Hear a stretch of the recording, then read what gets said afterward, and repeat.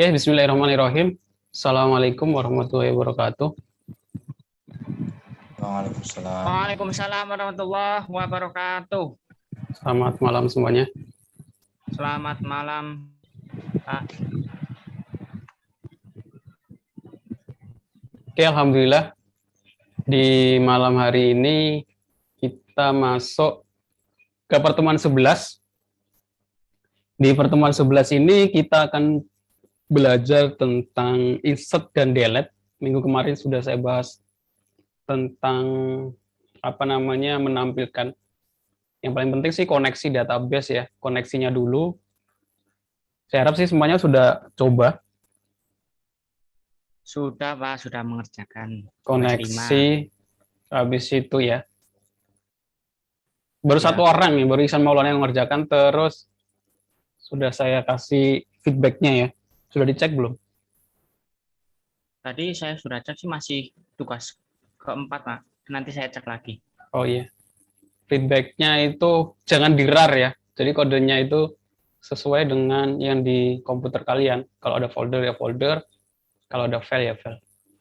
Kalau Ihsan Maulana saya cek di-rar. Jadi kalau di-rar kan saya nggak bisa view kodenya.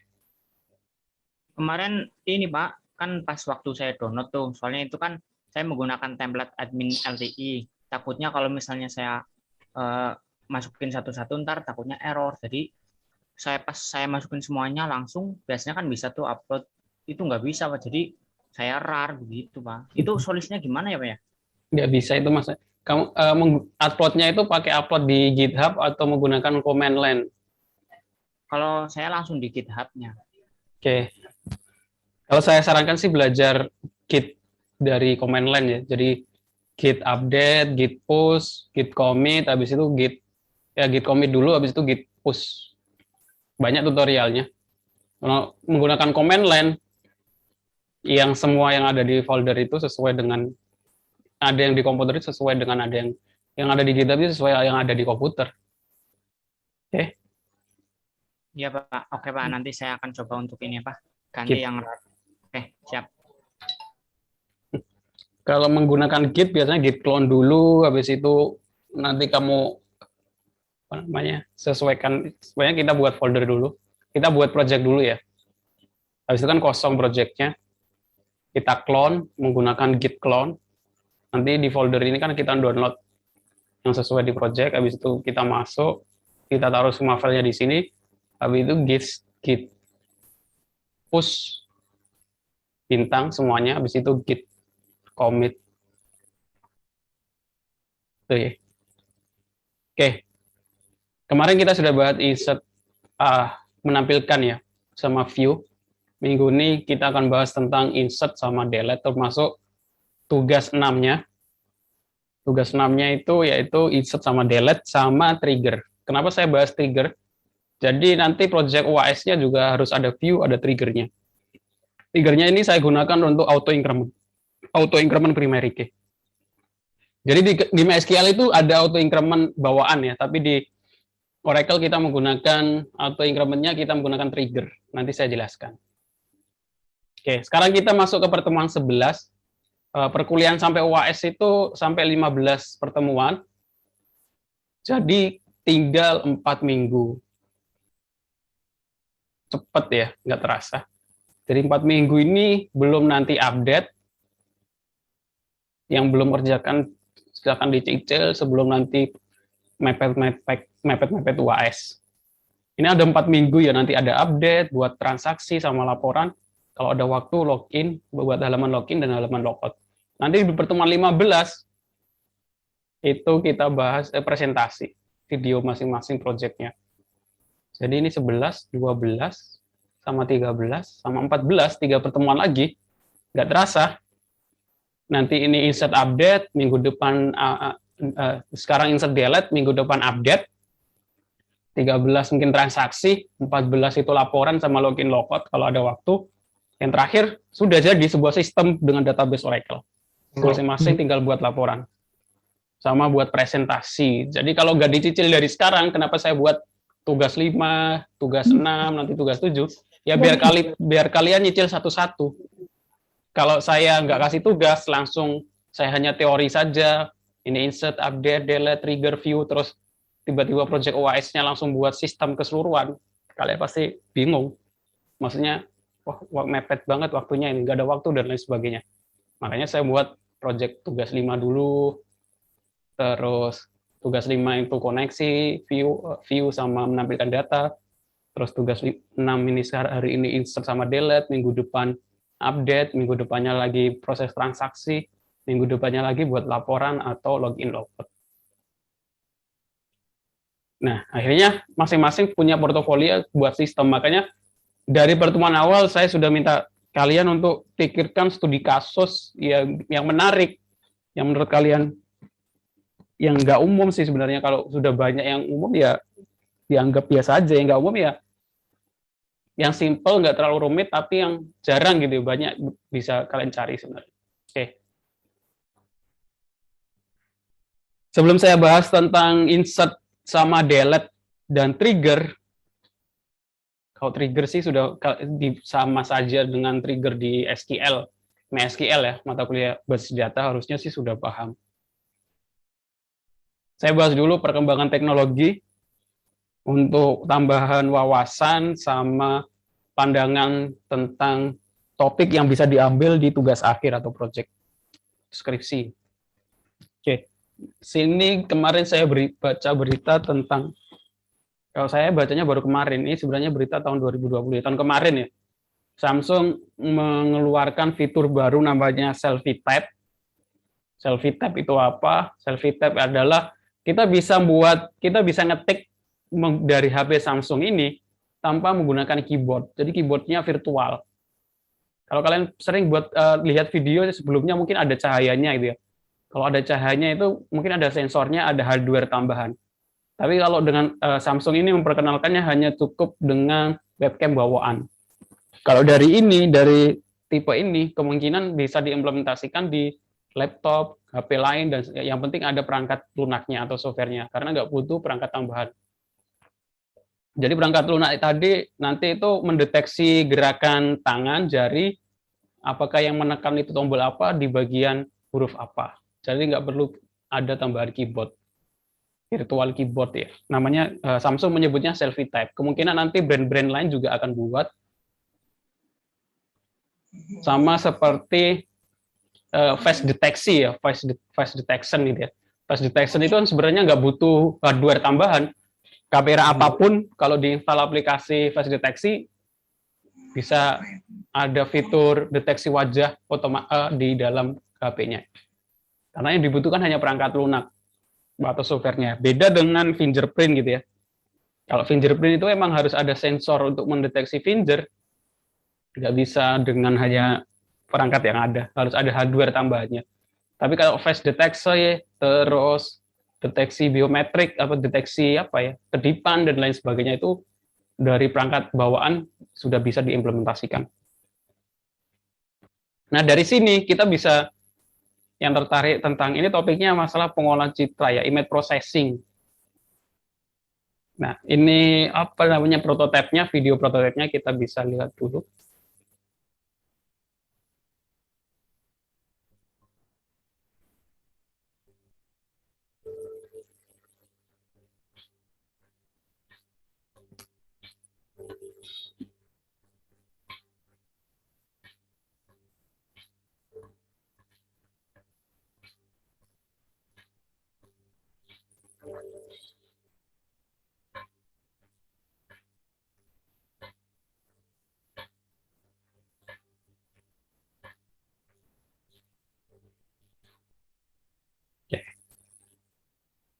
Ini prototipe atau nggak tahu sudah diimplementasikan di HP apa.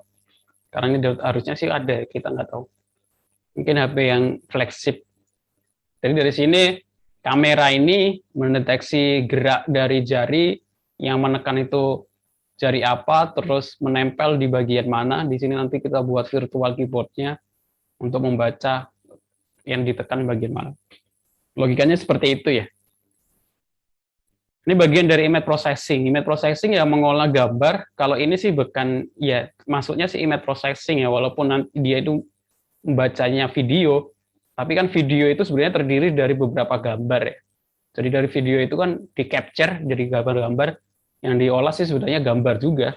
Nggak mungkin nggak ngolah video ya. Jadi video kan kumpulan dari beberapa gambar gitu kan. Biasanya frame rate-nya ya. Frame rate itu artinya dalam 1 detik itu ada berapa gambar. Semakin tinggi biasanya semakin bagus. Yang diolah sih maksudnya image processing, gambar, deteksi jarinya untuk menekan tombol apa. Sama dengan image processing, deteksi wajah. Kalau yang tertarik dengan image processing, topiknya skripsi tugas akhir bisa menggunakan image processing. Contohnya apa? Contohnya deteksi wajah. Deteksi wajah itu dari 10 tahun sampai 15 tahun lagi, 15 tahun lalu itu sebenarnya sudah ada penelitian tentang deteksi wajah. Tapi nggak apa-apa, maksudnya masih relevan gitu ya. Karena mungkin metodenya itu ada banyak. Salah satu yang terkenal itu Viola Jones, metode untuk deteksi wajah. Kalau dulu orang mungkin untuk buat program deteksi wajah harus ngoding dari awal. Kalau sekarang itu udah banyak library di bahasa pemrograman apapun. Contohnya kalau di Python itu udah ada library OpenCV. Dengan OpenCV, di dalamnya itu udah banyak library untuk deteksi wajah. Kita nggak perlu coding ya. Kita tinggal panggil library-nya, kita jalankan gitu. Sama kalau program perkalian gitu kan, atau program apa yang kita nggak mungkin, biasanya bawaan sih. Kalau kali itu kita menggunakan fungsi kali itu apa?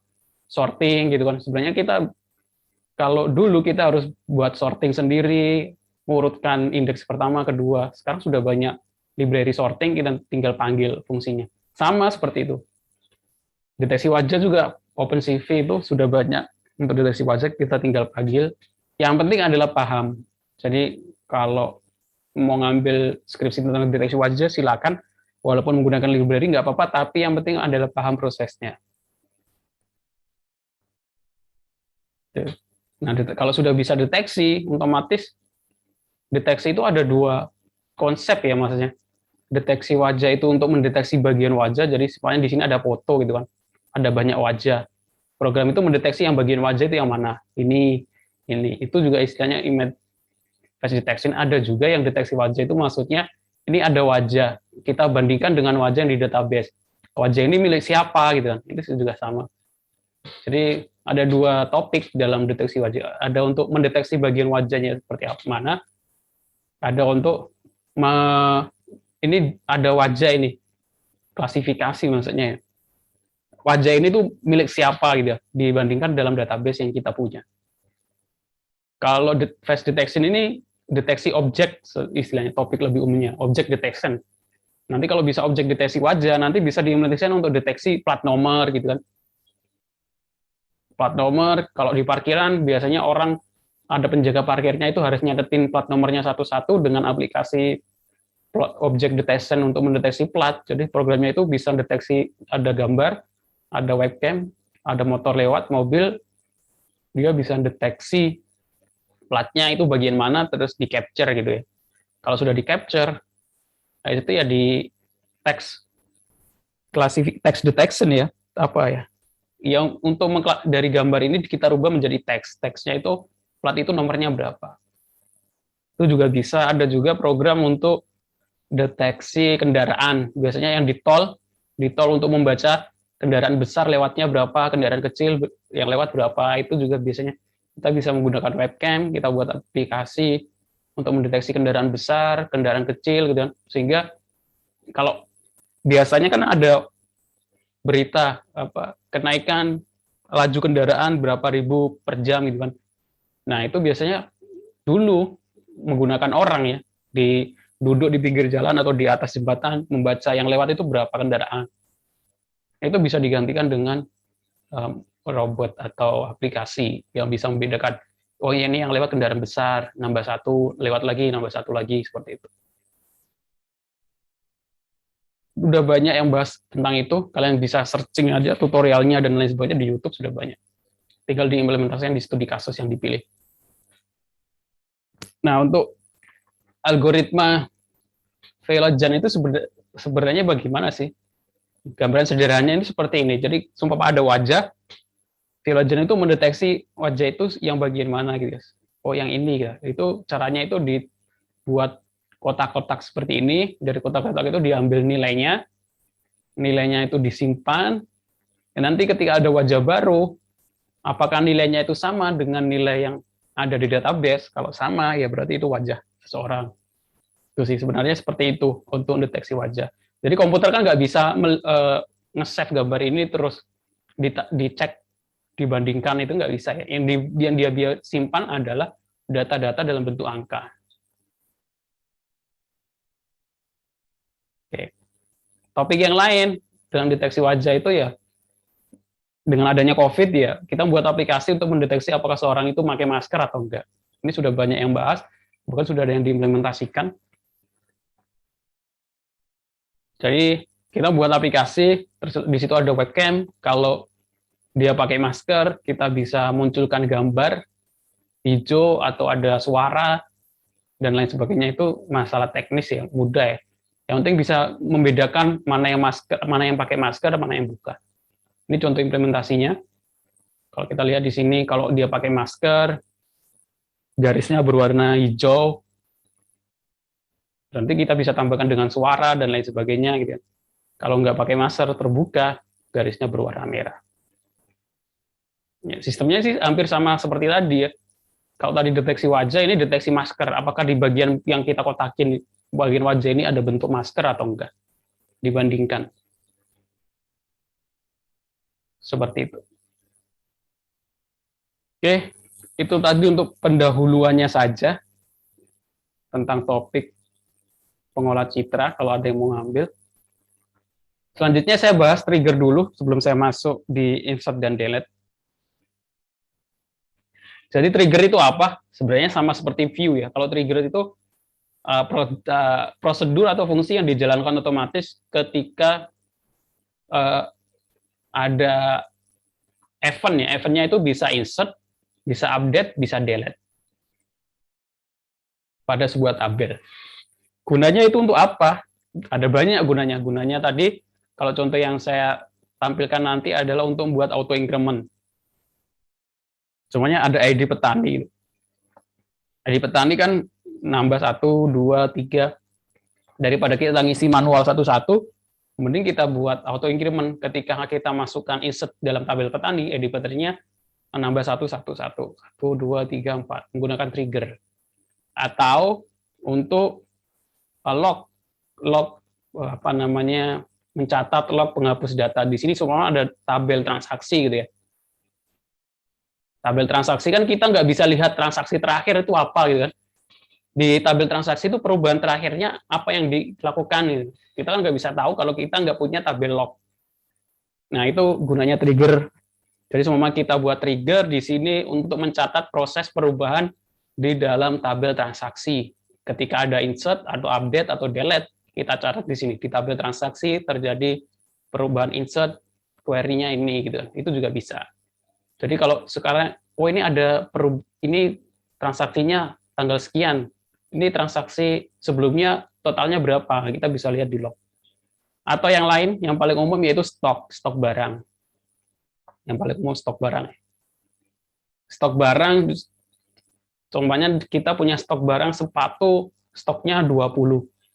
Terus di sini ada tabel keluar, barang keluar gitu kan. Kita bisa buat otomatis ketika terjadi barang keluar itu sepatu di sini.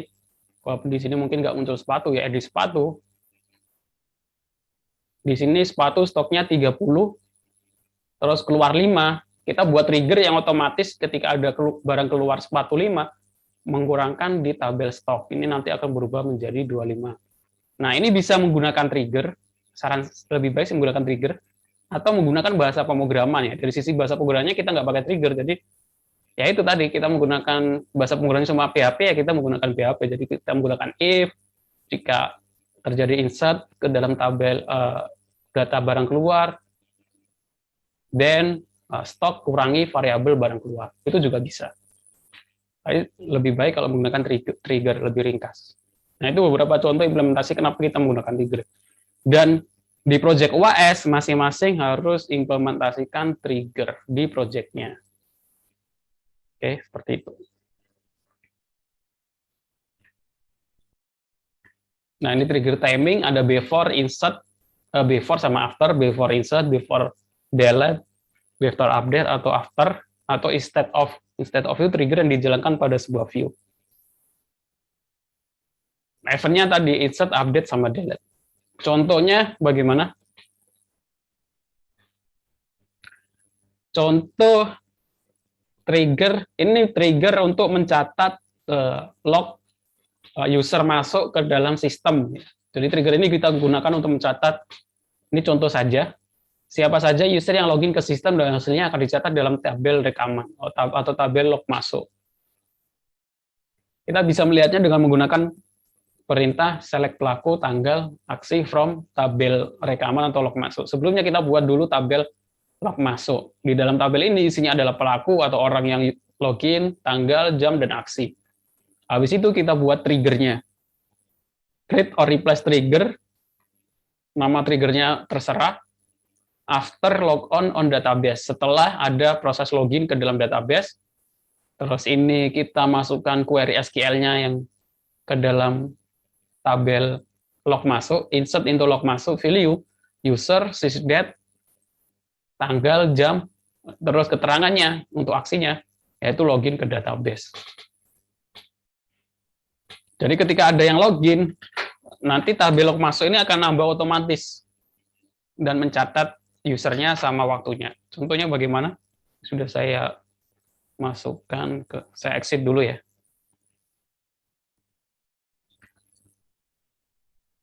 Saya sudah buat trigger log masuk untuk mencatat proses login logout. Logoutnya belum ya, login saja.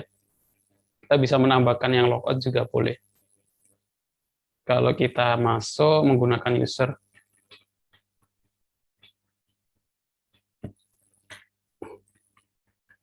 nah terus kita tampilkan select bintang from log tabel triggernya. Nah, udah banyak ya, nambah banyak. Jam tanggal sekian ada masuk Dwi 123, Dwi 122. Dia mencatat usernya masuknya kapan saja. Oke, seperti itu contoh untuk triggernya. Contoh untuk auto increment-nya bagaimana? Contoh untuk auto increment menggunakan trigger adalah seperti ini. Di sini saya punya tabel namanya pembeli. Select bintang from pembeli.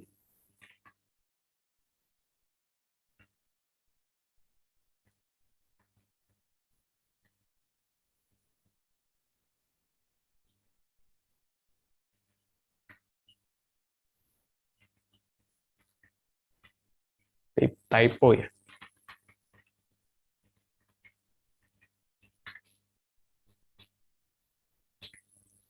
Masih salah juga. Select kurang E.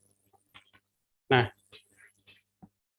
di sini saya punya tabel pembeli, isinya ada 3, terus ID pembelinya 347. Sebelumnya saya buat tabel pembeli, terus saya tambahkan primary key, alter table pembeli, add constraint primary key pembeli, ID pembeli. Nah, untuk buat auto increment, kita buat istilahnya sequence. Sequence itu untuk isi data mulai dari 1, mulai 1, 10, dan lain sebagainya. Terus kita buat trigger untuk menambahkan jumlahnya satu-satu ya. Jadi create sequence pembeli sequence, start with 1, habis itu create or replace trigger, nama triggernya terserah. Before insert on pembeli, sebelum masuk ke dalam pembeli, for each row begin select pembeli sequence, next value, apa nilai selanjutnya, into ID pembeli, itu yaitu dengan variabel angka selanjutnya, from dual n. Jadi ketika saya memasukkan data baru, saya nggak perlu memasukkan ID pembeli, dia akan otomatis auto increment. Insert itu pembeli, value, ini saya kosongkan, ID pembelinya, pakai kutip 2. Terus nama saya tambahkan Soekarno dari Bekasi, kalau saya masukkan. Nah, kalau saya tampilkan, akan muncul ID pembeli baru. Walaupun tadi ketika saya insert, nggak saya masukkan ID pembeli. Karena sudah saya buat trigger untuk ngisi otomatis. Di sini 10, kenapa 10? Karena sebenarnya ada 8 sama 9, tapi tadi saya hapus untuk contoh kelas pertama tadi. Nah, 10. Kalau saya masukkan lagi, nanti akan 11 atau namanya.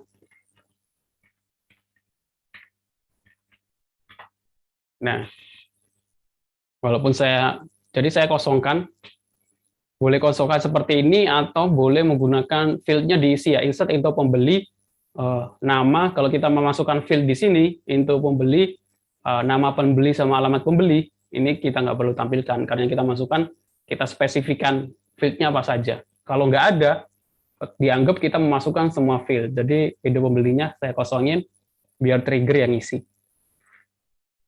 Oke, seperti itu. Sampai sini mungkin ada yang mau ditanyakan?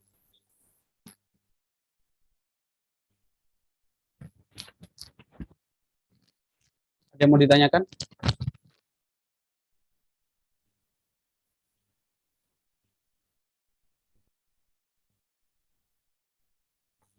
Nggak ada?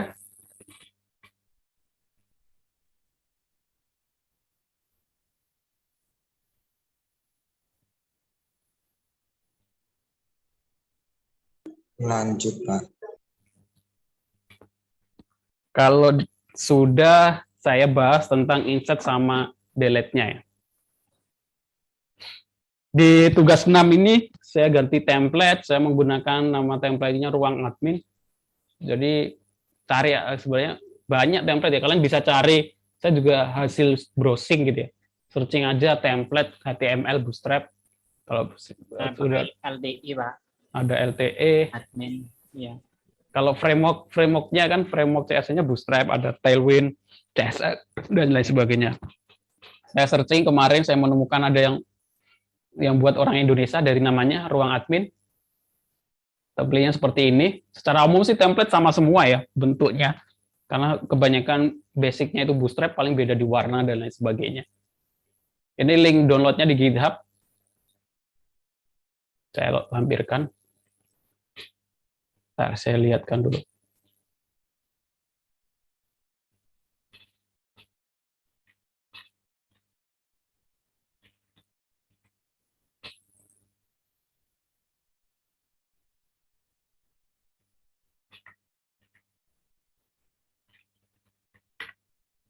GitHub Ruang Admin. Nah, ini ya. Ini demonya. Ruang admin, free admin control panel, time based on Bootstrap 4. Bootstrap sekarang sudah 5. Nah, ini ini apa namanya? Demonya ya. Sebenarnya template itu sudah dikasih contoh implementasi dari alert. Kalau kita butuh alert, kita tinggal ambil di sini. Kalau kita butuh button, kita tinggal ambil di sini. Kalau butuh drop down, kita panggil di sini. Terus form, semua kita butuh bentuk form, sudah ditampilkan sampel form ada banyak, atau table, yang paling sering dipakai ya table, form. Ini ada istilahnya data table. Data table itu apa? Data table yang otomatis seperti ini, otomatis spec seperti ini. Sama ada search-nya. Terus contoh halamannya mungkin ada halaman login, dikasih halaman blank pack. Nah, kan halaman itu semuanya mirip ya. Dari sini sidebar, ini bagian sini itu sidebar, bagian atas header sama bagian bawah footer. Jadi yang beda itu cuma tengah ini saja. Jadi kita bisa ambil di sini, kita masukkan ke dalam fungsi atau ke dalam file sendiri. Ini kita bisa potong, kita masukkan ke dalam sidebar.php, atasnya kita masukkan dari header.php, bawahnya kita footer.php, sehingga kalau kita buat halaman baru, kita nggak perlu ngopi semuanya. Kita buat halaman baru untuk tengahnya aja. Yang ini kita tinggal panggil dari file-filenya. Contohnya bagaimana? Contohnya yang punya saya ini. Saya kasih contoh. Saya buat sistem contoh beras. Jual beli beras.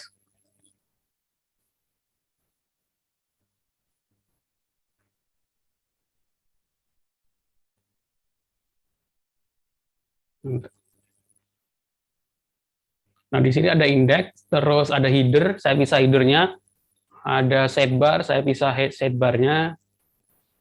Jadi header ya isinya header saja, indexnya kita panggil menggunakan include. Karena dia bahasa pemrograman PHP, jadi PHP itu kalau di dalam HTML harus dimulai dengan PHP, diakhiri seperti ini. Sekarang sih nggak harus PHP seperti ini aja boleh. Tapi terbiasa seperti ini. Nah, kita panggil header, terus sidebar kita pisahkan. Jadi kalau kita butuh sidebar, kita tinggal ganti sidebarnya. Kita nggak perlu ganti tiap halaman gitu kan. Semua ada halaman pembeli, halaman data barang. Kan itu kalau kalian nggak pisahkan, kan ada 3 file dengan sidebar yang sama. Kalau kalian edit, yang editnya harus satu-satu. Kalau dipisah, sidebarnya ya di halaman pembeli, di halaman transaksi, di halaman barang dan lain sebagainya. Sidebarnya cuma satu ini, gitu ya. Oke, biar lebih mudah. Oke. Sekarang proses insert dulu sebelum delete. Proses insert. Contohnya localhost. Oh, beras. Nah, di sini saya sudah buat master data pembeli sama master beras. Saya ngasih contoh satu saja ya, tapi untuk kalian, untuk tugasnya, kalian harus implementasikan di semua tabel yang kalian punya di studi kasusnya. Saya kasih contoh satu saja. Saya sudah kemarin kita sudah bahas tentang menampilkan data, sekarang adalah proses tambah sama proses hapus. Untuk update-nya, edit-nya minggu depan. Nah, proses tambah bisa menggunakan button ini nanti menuju ke halaman tambah, boleh kalian taruh formnya di atas ini juga boleh, atau link tambahnya boleh dibuat drop down di sini, tambah data pembeli, tambah data barang juga boleh. Itu masalah teknis ya. Kalau saya buat button tambah data pembeli. Jadi kalian pelajari dulu HTML dasar sih, biar tahu button, terus link, dan lain sebagainya. Kalau saya lihat ini pembeli.php, nambah button itu data tambah data pembeli. Itu ini ya. Kalau CSS framework Bootstrap itu untuk kita butuh button, kita tinggal panggil kelas btn, terus ada button success. Button success itu nanti akan warnanya hijau. Kalau saya ganti primary, warnanya biru. Tahu dari mana? Tahu dari template di demonya. Kalau kita lihat di sini, terus kita buka bagian button, ini sih. Primary itu warna biru, secondary warna abu-abu, success hijau, danger merah, warning orange, info biru. Jadi kalau kita mau ganti button, kita sesuaikan di template. Nah, itu harus tahu dulu basic tentang Bootstrap ya, aturannya. Kalau ini semuanya saya ganti info, itu dipelajari sih, proses. Dia akan berubah menjadi biru. Nah, seperti ini. Saya ganti success. Nah, kalau nggak muncul warnanya atau ikonnya, berarti salah penulisan. Jadi, kalau namanya kalau sudah terbiasa sih, biasanya nggak butuh waktu lama untuk bahwa oh salah di penulisan. Tapi kalau masih proses pemula, kalau masih belajar sih wajar. Jadi oh kok nggak berubah ya? Pasti kalian bingung gitu. Ini kenapa nggak berubah gitu ya? Kita browsing sana sini. Nah prosesnya akan lama. Maksudnya ya itu wajar untuk pemula. Tapi kalau yang sudah terbiasa langsung tahu ini salah di penulisan. Sukses harusnya S-nya 2. Nah proses untuk mendapatkan seperti itu emang butuh proses. Nggak bisa kalian belajar awal-awal langsung bisa seperti itu ya. Nah itu butuh proses. Kadang orang yang nggak terbiasa, nggak kuat menjalani proses, akhirnya putus asa, udah nggak ngerjain gitu ya. Karena semua orang yang jadi pinter atau ahli pun semuanya mengalami hal yang sama ya, error, terus bingung error itu solusinya bagaimana sampai 2 hari, 3 hari nggak selesai, itu biasa karena itu proses. Nanti ketika sudah menyelesaikan, nemu solusinya, setelah itu akan lebih mudah. Makanya yang dihargai itu prosesnya. Kalau kalian pernah dengar cerita anekdot gitu ya, harusnya pernah sih. Ada cerita anekdot tentang ada sebuah kapal, kapal laut gitu ya, kapal laut itu mesinnya rusak, kapal laut mesinnya rusak. Akhirnya yang punya kapal ini manggil beberapa orang teknisi ya, di bagian mesin gitu ya. Ini analoginya sih. Ngambil beberapa orang teknisi, udah nggak manggil berapa orang banyak itu nggak ada yang berhasil, mesinnya tetap rusak. Akhirnya dia manggil orang ahli yang sudah pengalaman puluhan tahun lah. Sama dia, dilihat saja, habis itu dipukul mesinnya. Setelah dipukul, bisa nyala. Itu si pemilik kapalnya minta invoice, minta apa namanya tagihannya ya. Sama yang ahli ini dikasih tagihan semuanya mahal 100 juta gitu ya. Oke. Si pemilik kapal nggak terima kok cuma mukul mesinnya saja tagihannya 100 juta, minta dirinci gitu ya. Nah, si ahlinya itu ngerinci biaya mukul mungkin cuma 10.000. Yang mahal adalah harus tahu bagian mana yang harus dipukul di mesin itu yang mahal. Mungkin 99 juta sekian. Karena apa? Karena untuk tahu bagian mana yang harus dipukul itu butuh proses. Kalau teknisi seperti itu ya. Mungkin kalian bisa lihat si teknisi yang ahli gitu mungkin bisa menyelesaikan lebih cepat. Nah, karena dia tahu bagian mana yang harus diperbagi. Nah, itu nggak mungkin proses pengalaman itu nggak bisa didapatkan setahun 2 tahun. Proses yang panjang itu yang lebih dihargai. Sama dalam buat aplikasi gitu.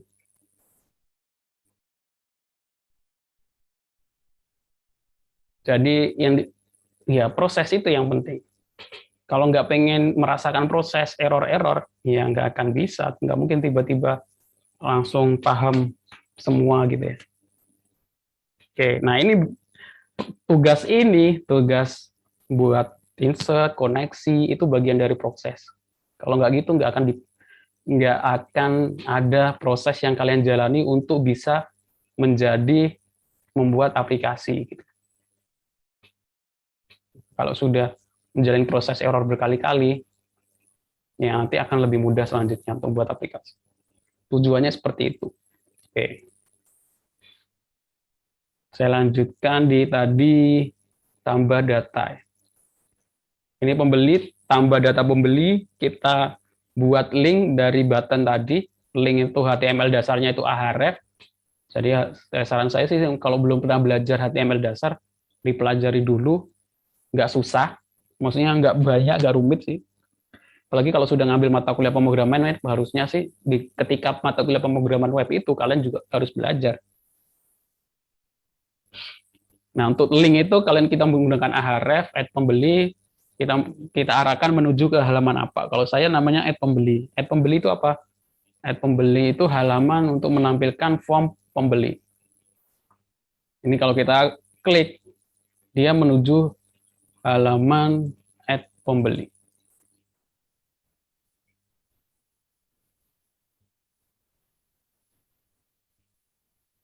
Add pembeli isinya apa?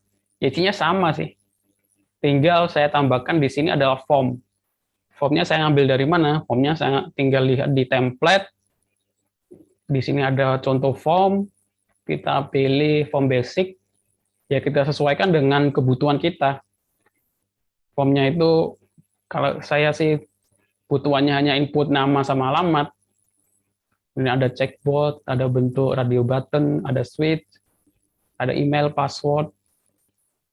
Ini kalau error. Nah, saya butuh yang form basic ini aja. Tinggal saya ganti nama pembeli sama alamat. Oke.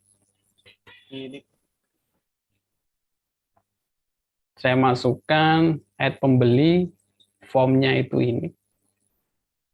Ya, ini form basic itu ini dari sini ke sini. Ini saja. Nah, untuk proses kalau dalam PHP memasuk proses insert data dari user, kalau bahasa pemrograman kan bisa menggunakan C in, C out, input gitu ya. Kalau Python, ya ini kalau PHP itu karena pemrograman server side, jadi dari sisi server untuk input dari sisi klien kita harus menggunakan HTML. Menggunakan form. Di sini ada form. Nah, ini form. Ini label itu untuk menampilkan tulisan, terus input, ya input itu biasanya ada tipenya bisa teks, bisa email, ada number, bisa karakter gitu ya. Kalau ini nama pembeli sama alamat itu teks, terus placeholder itu yang muncul di dalam inputnya. Nah, ini masukkan nama ini. Kalau placeholdernya saya hapus, nanti di dalam kotak ini kosong, nggak ada penjelasan yang diisi itu apa. Kalau di sini saya hapus placeholdernya, ini sih HTML dasar ya. Bagaimana supaya tahu ya dipelajari, dibaca gitu ya. Nah, ini nggak ada. Kalau ini kan orang bingung ini yang diisi apa gitu ya. Jadi makanya itu gunanya placeholder. Nah, variabel yang kita input itu dimasukkan ke dalam variabel apa? Masalah variabel dan lain sebagainya harusnya sudah paham di bahasa pemrograman semester 1 ya. Variabel. Variabel yang kita input, data yang kita input dimasukkan ke dalam variabel apa? Ke dalam variabel di tulisan name ini. Di sini name-nya adalah nama sama name alamat. Jadi nama itu nanti disimpan di dalam variabel nama, alamat disimpan dalam variabel alamat. Terus untuk proses insert-nya itu akan menuju ke halaman lain. Nah, dari sini kita kirim, nanti ada metode untuk ngirim data menggunakan PHP itu ada 2 metode, ada post sama get. Kalau ini contohnya form, metodenya post, data nama sama alamat ini dikirim menggunakan metode post di halaman aksi pembeli.php. Action-nya menuju ke halaman aksi pembeli.php, ada tanda tanya itu variabel yang mengikutinya. Di sini ada variabel act atau action, isinya adalah input. Kalau diklik, dia akan menuju ke aksi pembeli.php. Nah, aksi pembeli itu isinya seperti ini. Di sini kita panggil koneksi, karena ini ada proses insert data. Tadi ada kirim data menggunakan post sama variabel act ya, action ya. Kita bisa ambil variabelnya itu dengan menggunakan get. Untuk yang di URL tadi, variabel act kita panggil, kita ambil, kita masukkan ke variabel act. Di dalamnya isinya apa? Di dalamnya adalah input. Tahu dari mana? Ya ini tadi.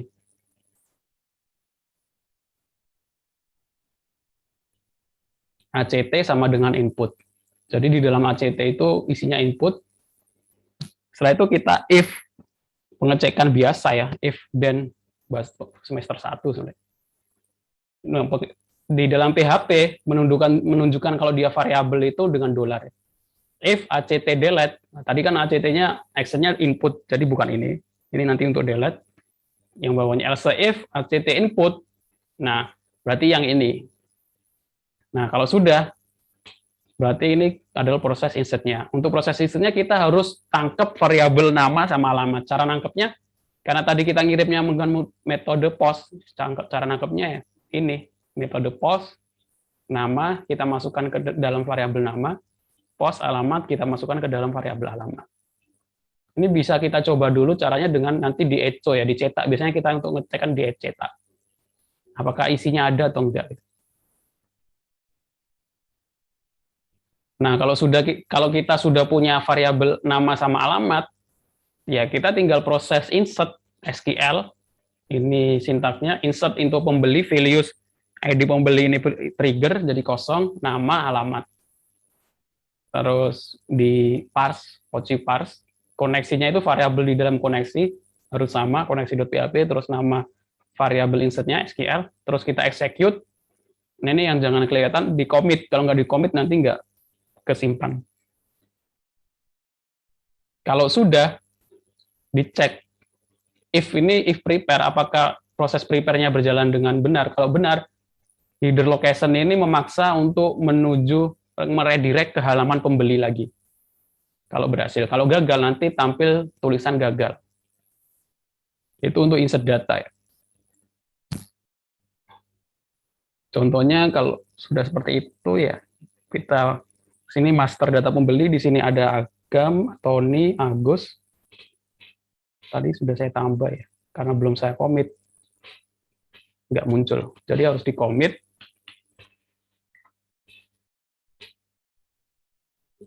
Nah, nambah ini. Terus tambah data pembeli, kemudian saya nambahkan lagi. Tadi ada Soekarno, sekarang Soeharto, alamat Cendana. Kalau kita submit, nah ini tadi ada proses cepat ya, karena prosesnya cepat, ada proses insert, berhasil, kita paksa kembali ke halaman pembeli.php. Nah, ini muncul Soeharto di sini. Itu proses insert. Oke. Kalau sudah, ya proses delete. Proses delete lebih mudah. Untuk edit nanti minggu depan. Edit itu sama seperti proses insert sebenarnya. Nah, untuk proses delete sebenarnya lebih mudah. Kita tinggal klik delete, kita tambahkan alert ya. Apakah Anda yakin untuk biar nggak salah delete?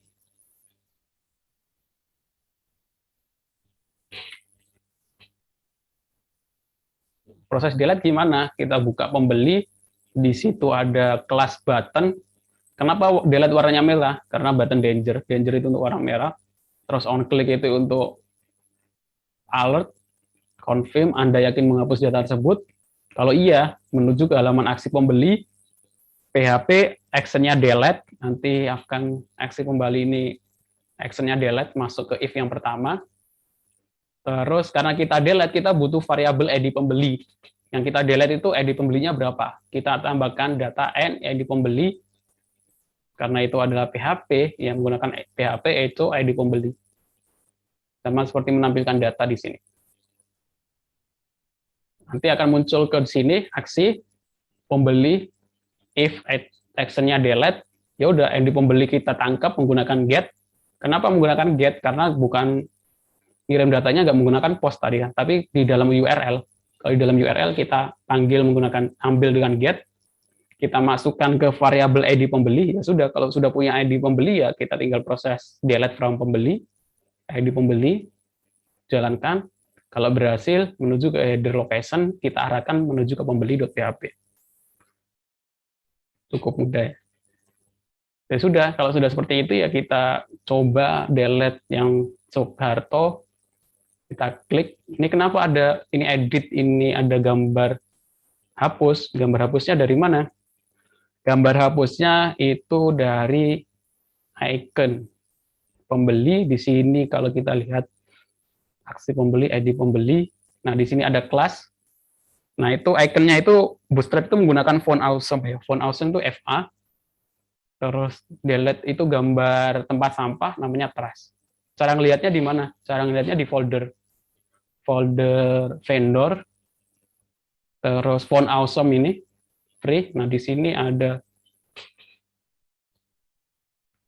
dari sini sih regular.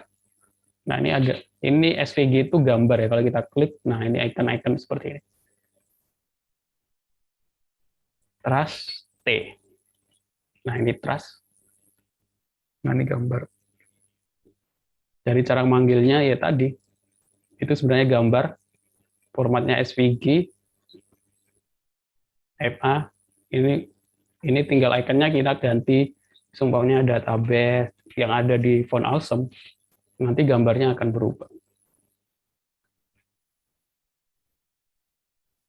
Untuk dokumentasi lebih berat jelasnya ya buka aja icon font awesome. Nah, ini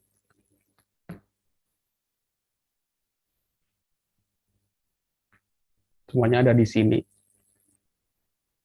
Kalau font awesome itu iconnya apa saja bisa lihat di sini, nggak muncul.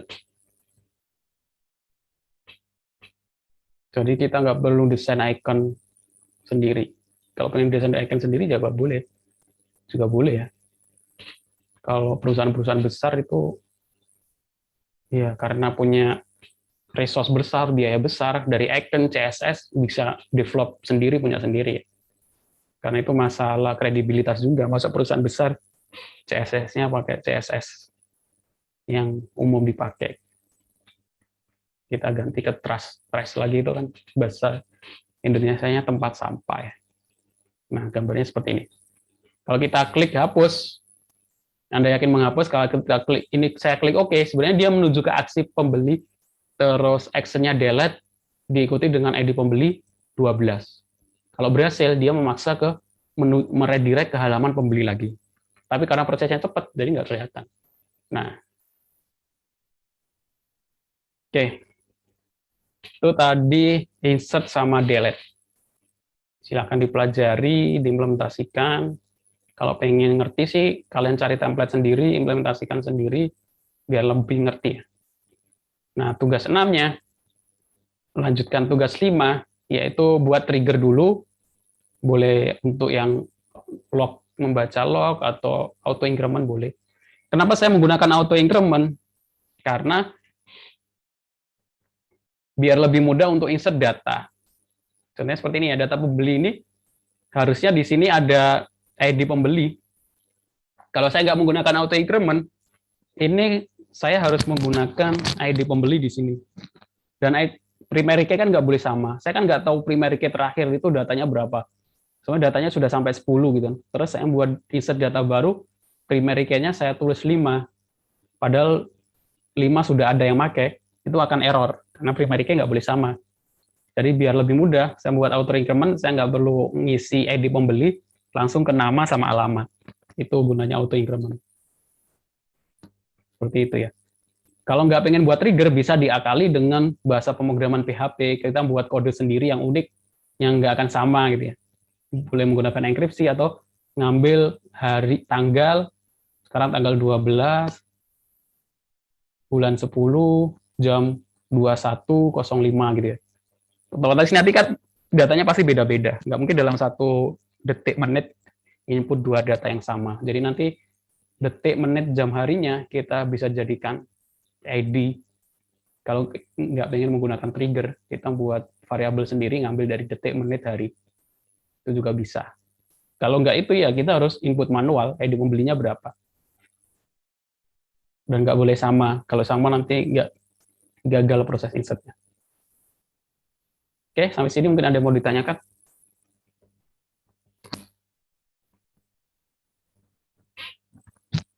Pak, untuk ini, untuk yang apa, shortcut-nya itu yang kita upload itu kan yang kemarin itu kita menampilkan data dan membuat apa, tampilan data untuk data master. Nah, untuk ini, untuk apa namanya tadi, untuk shortcut-nya itu kita tampilkan untuk ininya saja yang kayak apa, ya folder itu, atau semua folder ya. Kalau misalnya pakai template kan itu kan foldernya banyak. Semuanya. Jadi biar lebih mudah. Sebenarnya tugas 5 itu kan hanya view saja. Ya, ditampilkan saja. Itu kan kalian buat repo atau project tugas 5. Habis itu untuk tugas 6, kalian buat repo baru, project tugas 6, ya isinya sesuai dengan yang isinya kemungkinan dari ada tugas 5-nya sama tugas 6-nya gitu. Iya, ditambahin ya, Pak. Tinggal tambahin. Tapi buat halaman baru, jangan pakai project yang kemarin. Biar lebih mudah nilainya. Jadi buat buat GitHub project baru, ini saya tulis di sini ya. Buat GitHub project baru dengan judul tugas 6 basis data Oracle atau yang sebagainya. Terus yang screenshot-nya juga screenshot yang buat trigger sama update delete-nya. Seperti itu. Oke, Pak. Oke, nanti saya. Oke ya. Oke, Pak. Harusnya mudah. Kalau sudah belajar pemrograman web, sudah terbiasa membuat project. Ini saya nggak ngasih contoh yang framework ya. Karena yang sudah bisa framework, saya framework, entah itu kode igniter, Laravel. Masalahnya ada contoh ya CI sama. Kayaknya nggak ada contoh CI sekarang, Pak, Laravel pakai Oracle. Pakai admin LD aja waktu pertama nyoba gagal terus. Ya. Oke. Ya karena mata kuliahnya basis data Oracle ya, nanti ya otomatis kita harus menggunakan basis data Oracle. Nanti UAS-nya adalah presentasi dari tugas 5, tugas 6, tugas ini adalah sebuah sistem. Biar nggak mepet-mepet ketika UAS, dia kerjakan tugas 5 dulu. Untuk kerjakan tugas 6 itu nggak mungkin tanpa mengerjakan tugas 5. Ya mungkin saja, tapi ya aneh saja. Pak, untuk yang tadi tugas 5 kan punya saya kan pakai RAR. Nah, nanti kan udah tak Nanti akan saya edit untuk biar folder kan. Nah, kalau misalnya sudah, untuk pengiriman linknya itu tetap link yang sama atau gimana Pak ya? Ya, Atau kita link yang sama. link Link yang sama tapi aja. di Tapi format lagi gitu diisi ya, Pak? lagi. Ya, biar saya tahu Oh, kalau ada perbaikan. Kalau nggak diisi lagi, nggak tahu oke. kalau ada perbaikan. Oke, Pak, siap-siap. Contoh yang nggak di Kemarin, folder itu contohnya seperti ini ya. Oh, ini dia nggak ngupload foldernya sih, nggak apa-apa sih. Dia ngupload, tapi kalau kalau kayak gini nih, ini Pak, apa kayak mau tampil bareng itu enggak gimana ya? Kalau misalnya iya, cuman kayak index.php itu enggak rapi, Pak. iya. Nyarinya susah. Tapi kalau kayak tadi, misal untuk tampilan view kita buat sendiri, untuk tampilan ini fungsi kita buat sendiri itu lebih mudah dipelajari juga. Oke. Oke, Pak. Terima kasih banyak, Pak, atas jawabannya. Oh, yang kelas lain foldernya nggak dia-upload ya. Cuma kode-kodenya saja, sih nggak pas-pas. Itu kalau dijalankan itu error itu. Pasti. Iya, karena nggak dia niatnya hanya untuk ngumpulin tugas, nggak untuk portofolio ya. Jadi kalau Iya. saran saya, kalian buat project, terus di clone, kalau menggunakan Git, buat folder, mana ya? Saya biasanya pakai Git sih, Pak. Karena kalau Git harusnya masuknya ke mata kuliah manajemen project atau yang lain. Itu nanti bisa buat ini sih, Pak, buat kayak bikin video pasti nanti banyak yang nonton. Hampir mirip kayak Java kan langka, Pak. Jadi saran saya sih, kalian buat project dulu, habis itu di clone, project yang kosong itu di clone, cara ngelolanya ya di copy, komputernya harus diinstal Git Bash dulu. Nah, ini basis command line, kebanyakan programmer sih ini. Ada sih bawaan dari ada plugin di Visual Studio Code yang lebih mudah. Git clean clone, dia akan download. Terus ini kalau punya kita nanti disuruh insert ini login ya. Kalau saya sudah pernah login, terus ini punya orang lain.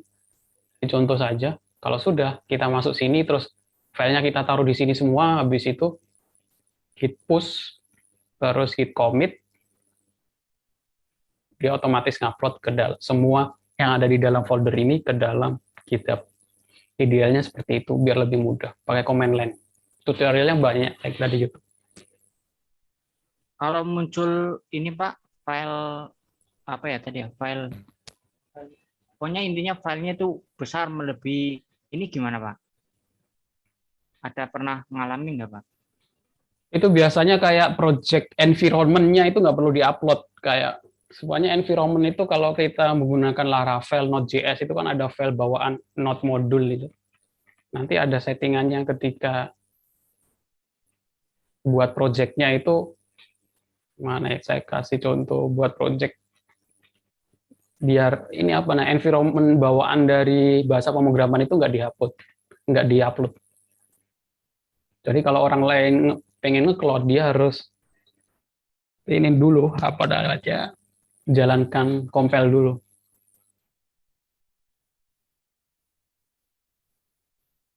New repository. Nah, di bagian add git ignore ini kita centang. Nah, ini bahasa pemrogramannya apa? Biasanya yang Node modulnya besar itu Android, Flutter dan lain sebagainya. Nah, bahasa pemrograman kita apa? Nanti environment-nya nggak ke-upload, Node modul dan lain sebagainya. Oke, seperti itu. Oke, ada lagi yang mau ditanyakan yang lain?